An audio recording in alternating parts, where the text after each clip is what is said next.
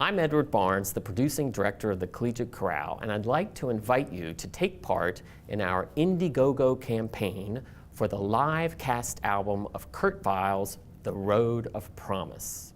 On May 6th and 7th, the Collegiate Chorale will give the premiere for Kurt Weill's The Road of Promise. Each night will be recorded live for the Parma Navona label to be distributed by Naxos Records. Performers include the 200-voice Collegiate Chorale, the 60-piece orchestra of St. Luke's, 7 opera singers, projections by Wendell Harrington, lighting by Francis Aronson, and 2 actors. The Road of Promise has never been recorded before. Our live cast album will be a historic first. But the cost is high, $110,000 alone for the recording. And we could really use your help. Please join us by donating to our campaign. For a donation of $25 or more, you will get the live recording of The Road of Promise. Any amount is appreciated. This is the work that brought Kurt Weill to America. Help us bring The Road of Promise to the world. Donate now. Donate now. Donate now. Donate now. Thank you in advance. Thank you. Thank you. Thank you. Thank you. And now, here's a little bit more about The Road of Promise. This is a God who has led us in triumph, and from the desert will lead us soon. The Road of Promise is this epic work by Kurt Weill and Franz Werfel that started as a pageant that was presented in New York in 1937. The Eternal Road, which is its original title, was this very ambitious piece that was trying to send a message to the world about what was happening in Europe, and particularly to the Jews of Europe. So it opened in January of 1937, got rave reviews, ran for 150-some performances, but was so enormous that they couldn't sustain the cost of running the show.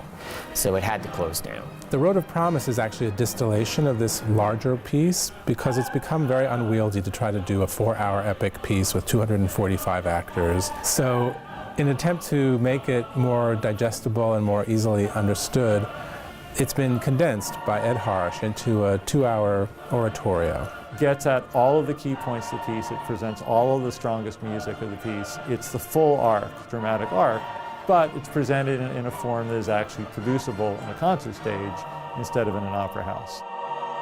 The premise of The Road of Promise is there is a synagogue sort of under siege, and they are in hiding. There is a community that's in trouble, and they look to their spiritual leader, in this case the rabbi, for solace and guidance. And so he starts to recount pivotal stories from the Bible where somebody faced an adversity and through the help of God or through community found a way forward. The wonders of these Bible stories are shown in just huge, big pictures with crowds of people and all the characters that you know, Moses, Abraham, all of these singing these big things. It's the 10 Commandments, it's all those sort of things. It's really about the way a community of people can be resilient, and can be resilient by having a shared history and a shared understanding.